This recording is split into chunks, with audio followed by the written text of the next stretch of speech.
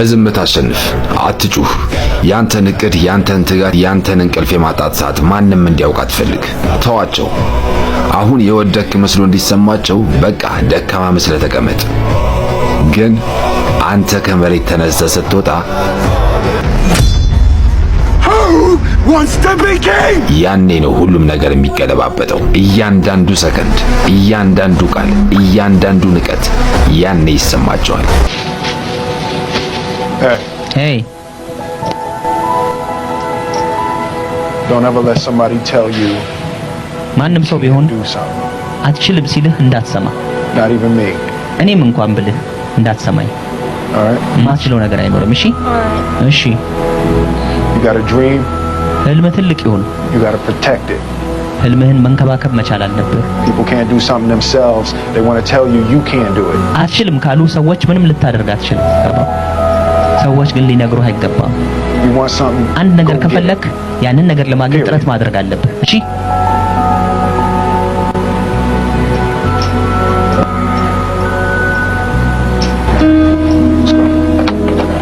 በዝምታ አሸንፍ። በዚህ ዘመን ዓለማችን በጩኸት ተሞልታለች። ሁሉም ሰው ያወራል። ሁሉም ሰው እቅዱን ይዘረዝራል። ሁሉም ሰው እኔ እንዲህ ነኝ እያለ ይፎክራል። ነገር ግን ወዳጄ ሆይ እውነተኛ ኃይል ያለው በዝምታ ውስጥ ነው። አንበሳ ሲያድን አይጮህም። ኢላማውን በዝምታና በጥንቃቄ ነው የሚጠብቀው። ዘር መሬት ውስጥ ሲቀበር ድምጽ የለውም።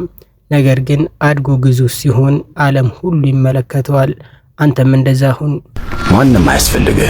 ብቻህን ቁም፣ ብቻህን ስራ፣ ብቻህን አሸንፍ።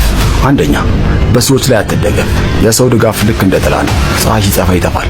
ዛሬ አብረውህ የቆሙ ሁሉ ነገ ይከዱሃል። ሁለተኛ፣ በስሜት ላይ አትደገፍ። ስሜትህ ልክ እንደ ማዕበል ነው። ይመጣል፣ ይሄዳል። ስሜትህን መሪ ካደረግህ ሕይወትህ ሁሌም ትርምስ ውስጥ ትሆናለች። ሶስተኛ፣ በእድል ላይ አትደገፍ። እድል የሚባል ነገር ለሰነፎች ነው።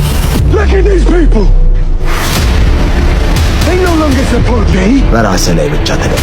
ማንም ሳያይህ የምትሰራው ስራ የራስህ ጥንካሬ፣ የራስህ መጠባበቂያ ይሆናል። የሚወድቅ ከሆነ በራስህ ስህተት፣ የሚሳካ ከሆነም በራስህ እንዲሆን አትደገፍ። ኤኒቲንግ ስትጀምረው ሰው ያቆማል። እስኪ ነው የሚሉህ። ከዛ ውጤት ስታመጣ እንዴ መጀመሪያ ነግሬህ ነበር እንዴ አንተ እኮ ትልቅ ደረጃ እንደምትደርስ ምናምን ይሉሃል። በቃ ድምጽህን አጥፍተህ ስራ። ድምጽህን አጥፍተህ መስራት ያለብህን ነገር ብቻ አድምተህ ስራ። ያንን ነገር ከሰራኸው የጠየቅካቸው አንተ በቃ የፈለካቸው ምናምን የነበሩ ሰዎች ሲፈልጉ ታገኛቸዋለህ። አንዳንዶቹን ትተሃቸው ታልፋለህ። አልፋቸው ምናምን ጭራሽ አንተን አድቫይስ ለመጠየቅ ይመጣሉ። እንዴት ነው ይሄን ነገር የሰራኸው? ከዚህ በፊት እኮ በጣም የምታደንቀው ሰው እኮ ሊሆን ይችላል። አብሶ ደግሞ ይህንን ፕሮግራም የሚከታተሉ ሰዎች ባሉበት ቦታ ላይ በሚወዱት ስራ ላይ በቃ በደንብ ኮሚትድ ሆነው 100% ያላቸውን አቅም አውጥተው ይስሩት ስራውን። ከሰሩት በኋላ ደግሞ ውጤቱን ያዩታል። እቅድህን አታባክን። ህልምህን ለሰዎች በነገርክ ቁጥር ጉልበትህ እየቀነሰ ይሄዳል። አንዳንዶች ይቀኑብሃል፣ አንዳንዶች ተስፋ ያስቆርጡሃል፣ አንዳንዶች ደግሞ ገና ሳትጀምር እንደወደክ ይቆጥሩሃል። ስለዚህ እቅድህን በልብህ ያዝ። ቀጣዩ እርምጃህ ምን እንደሆነ ማንም ካላወቀ ማንም ሊያደናቅፍህ አይችልም። ሁሉም ስኬት ጅማሬያቸው ምንም ውጤት ካለማየት ነው። ምንም አይነት ከቤተሰብም ይሁን ከጓደኛ ድጋፍ ካለማግኘት ነው የሚጀምሩት። እና ኢትዮጵያ ነኝ፣ ምንም ድጋፍ የለኝም፣ ዘመድ የለኝም፣ ሰው የለኝም ብሎ ማማረሩ የምትፈልገው ነገር ጋር የሚያደርስ አይመስለኝም። ሰው ውጤት ካላየ ጀምራል ማለት ነው። ድጋፍ ካላገኘ ጀምራል ማለት ነው። ይሄ ነው ትክክለኛው መንገድ። ሁሌም ቢሆን ትልቅ ነገር መያዝ ከፈለክ የግዴታ ትንንሾቹ ነገር መልቀቅ መቻል አለብን።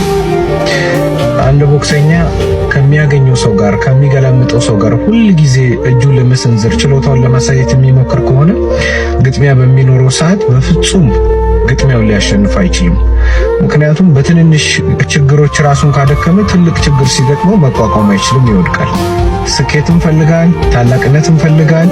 ሰው ትንንሽ ችግሮች ላይ መገኘት የለብንም። እከሌ እንደዚህ ብሏል፣ እከሌ እንደዛ ብሏል፣ ምን አገባ ጉዳይ አይደለም። አንተን የሚጠብቅ ሌላ ትልቅ ቻሌንጅ ስለሚኖር ለሱ ተዘጋጅ። በትንንሽ ግጥሚያዎች ራስን አታድክ። ሰዎችን በውጤት አስደንግጥ፣ በወሬ አትታገል፣ በስራ ተከራከር። ሰዎች ስለ አንተ የፈለጉትን ይበሉ፣ ደካማ ነው ይበሉህ፣ አቅም የለውም ይበሉህ። አንተ ግን መልስ አትስጥ። መልስህ ስራ ይሁን።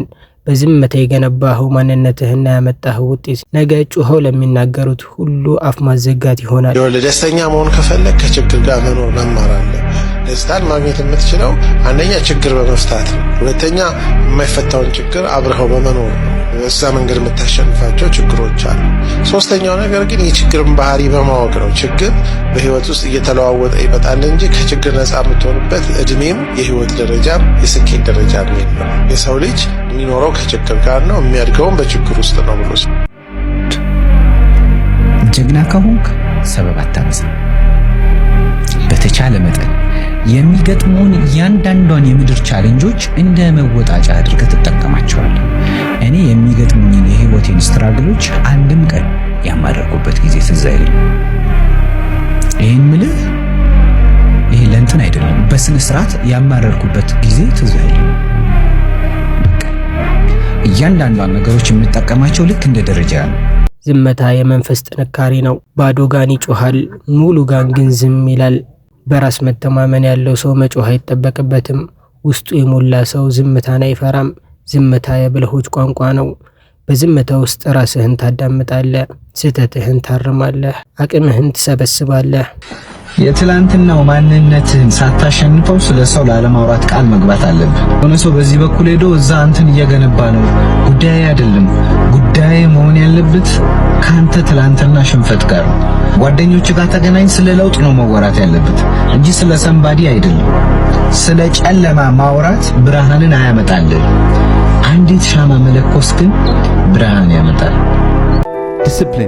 ዲሲፕሊን ራስን መገሰጽ ማለት ነው። አሁን ዲሲፕሊን ራስን መገሰጽ ነው ሲባል ራስን መገሰጽ ብዙ ሰው የሚመስለው ራስህን መቅጣት፣ ራስህን መኮነን ነው። ራስን መገሰጽ ማለት በቃ መደረግ ያለበት እንድታደርግ ራስህን ትእዛዝ ትሰጣለህ፣ ታከብረዋለህ። 11 ሰዓት እነሳለሁ፣ ለ2 ሰዓት አነባለሁ፣ በዚህ ሰዓት ሽያጭ ሄዳለሁ፣ በዚህ ሰዓት ማርኬቲንግ ሄዳለሁ፣ በዚህ ሰዓት ሴልስ ሄዳለሁ። you just tell yourself what to do and you do it። ይመምህ አይመምህ ይክበድህ ይቅለልህ you just do it። ሊሙቅ አይገባም። ሺህ ሰው መጥቶ ሲያጨበጭብል እንዳትገረም። የሰው ልጅ የተገረመለት ነው በቃ የሚረገመው ማለት ነው። በቃ እንዳትገረም። ሊፈጠር ይችላል። በጣም ሚሊዮን ህዝብ ያጨበጭባል፣ ይፈጠራል፣ ትወድቃለህ። ግን እንዳትገረም። በዛ ማለት ስለተደረገል ነገር እግዚአብሔር ተመሰግነዋለህ። ሙቮን መሄድ ህይወት ነች፣ መቀጠል አለብን። ማንም አጨበጨበ አላጨበጨበ እንዳትሰሙ። መጀመሪያ ምንም ነገር ስትጀምሩ ሰው አያጨበጭብላችሁም፣ ብራቮ አይላችሁ። ተይ፣ ተጠንቀቅ፣ አርፈ ተቀመጥ፣ ዘመኑ ከባድ ነው፣ ሰው ማመን ቀብሮ ነው፣ ይቅርብ። የት ለመድረስ ነው? ከልኳ ያልፍ። እነዚህ ሁሉ ይዘረዘራሉ። እና ምንም ነገር ስትጀምሩ ደግሞ መጀመሪያ ላይ ፈተና አለው የለውም? ፈተና ሲገጥመን እነዚህ ሁሉ ንግግሮች አይጮሁም እንዴ? ሐሳብ ናቸው እኮ ተቀምጠዋል። ስለዚህ እነዚህ ሁሉ ጩኸቶች ሲጮሁ አልሰማም ማለት አለባችሁ። አልሰማም። በህይወት መንገድ በህይወት ጉዞ በምታረጊው ጀርኒ ላይ መንገድሽ ሁሉ ጊዜ ስሙዝ አይሆንም እና የተለያዩ ነገሮች ያጋጥሙሻል። እየሄድሽ ያለ ትልቅ ተራራ ከፊትሽ ይመጣል። ተራራው መውጣት ይኖርብሻል። ከዛ ተራራው መውረድ ይኖርብሻል። ከዛ አለፍኩት ስትይ ደግሞ ደንበኛ ምድረ በዳ፣ ምንም ውሃ የሌለበት ከባድ የህይወት ምድረ በዳ ደግሞ ይመጣል። አስቸጋሪ የሆነ ማለፍ አለብሽ። በሱ ታልፊዋለሽ። ከዛ ደግሞ ሸለቆ ይመጣል፣ ጉድጓድ። በሱስ ደግሞ ወርደሽ መውጣት አለብሽ። ውቅያኖስ ይመጣል፣ ውቅያኖሱን መሻገር አለብሽ። እና በህይወታችን መንገድ ላይ የተለያዩ ነገሮች እንዳናልፍ የሚያደርጉን መንገድ ላይ የሚያስቀሩ ነገሮች አሉ። አለፍኩት ስትይ ደግሞ ከፊትሽ ጎልያድ መጥቶ ይቆማል። በጣም እሱን ደግሞ ከጣልሽው ጥለሽው ስታልፊ ደግሞ የራስሽ ድካም ደግሞ የራስሽ ስጋ ደግሞ ይታገልሻል። እና ሰው በህይወት መንገድ ላይ በሚሄድበት ጊዜ ብዙ እንቅፋቶች አሉት። መንገድ ላይ የሚያስቀሩት ብዙ ነገሮች አሉት።